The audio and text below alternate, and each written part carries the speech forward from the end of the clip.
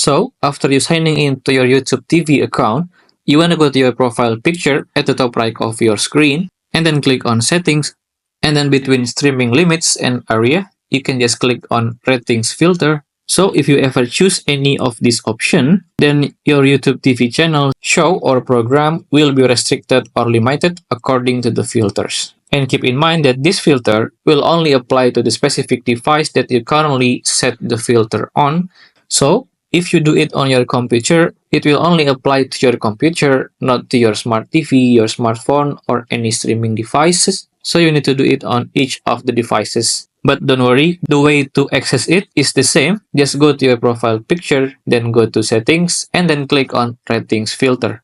Here on the first choice on Allow up to PG, PG means Parental Guidance. So if you turn this on, all the channels or programs that are not suitable for children will be blocked or hidden. So if you do have a children under 7 or 9 years old, I recommend you to choose this one. And then on the second choice on Allow up to TV 14, it means that all the channels or programs that are not suitable for children under 14 will be blocked or hidden. So if you do have a children under 14 years old, you can choose this one.